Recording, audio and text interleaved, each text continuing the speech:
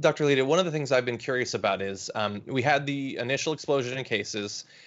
We now believe that in some states it is spreading once again. And so I've been curious how much was both learned and how much preparation was done between the initial infections in the US and now. Are we much better positioned to treat people? Are like I hear about remdesivir.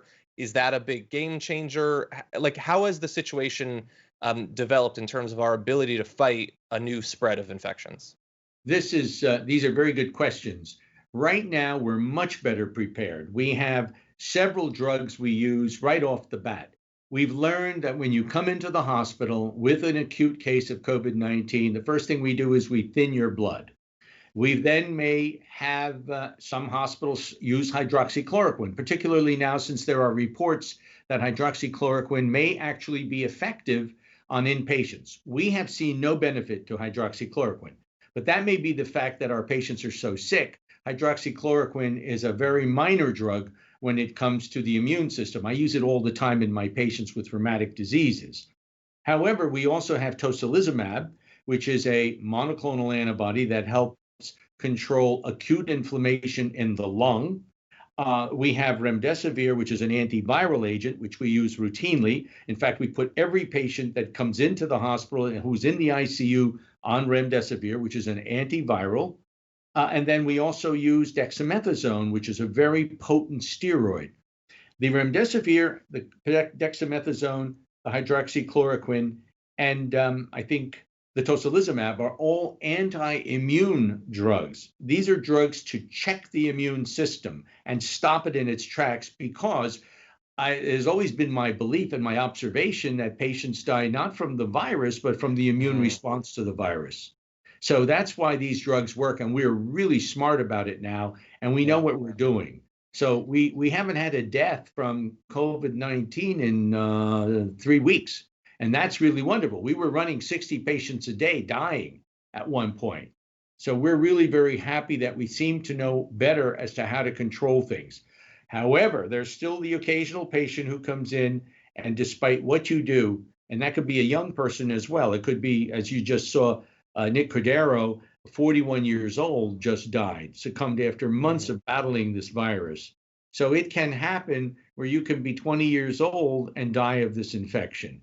We do not know who will succumb and who will not. And that's the interesting part of the virus.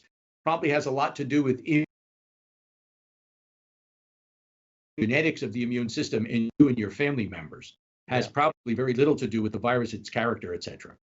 I wanted to ask one more question about remdesivir. We read reports that the U.S. government had, I don't know exactly what it means in practice, but had bought up the entire world's supply. Have you heard of that happening before? Does that indicate, a newfound seriousness with which they're taking the pandemic? Will that hurt international efforts to fight against the pandemic? No, I don't think they bought up a huge supply. First of all, many hospitals, inclusive of ours, were doing clinical research with remdesivir. So we had a clinical program where we had remdesivir sent to us. We had several 100,000 doses sent to us within the state of New Jersey and within the state of New York.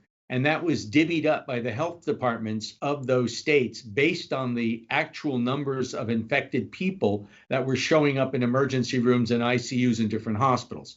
So that was the state allotment. That was not something that you bought and paid $3,500 per vial for. That came later. Now, Gilead, the company that makes remdesivir, has been manufacturing copious amounts of it, and it has been readily available for hospitals and for patients. I don't think you can get it outside of the hospital. I don't think anybody would want to buy it outside of the hospital. But I understand from my colleagues that Gilead is providing remdesivir internationally to the WHO and to other countries as it is needed.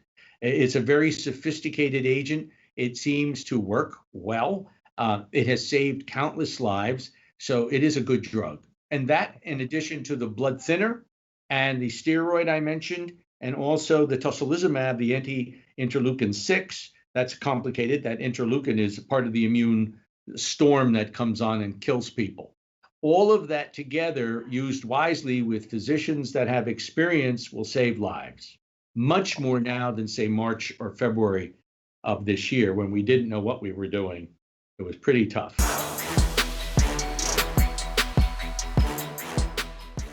Check out the Damage Report podcast each day, wherever you get your podcasts, whether Pocket Casts or Stitcher or iTunes. You can join me as I give you the news and stories you want, with a range of co-hosts and interview guests jumping in on the fun each day. Again, that's the Damage Report, wherever you get your podcasts. And if you get them at iTunes, don't forget to rate and review. Sometimes I'll read them live on the show.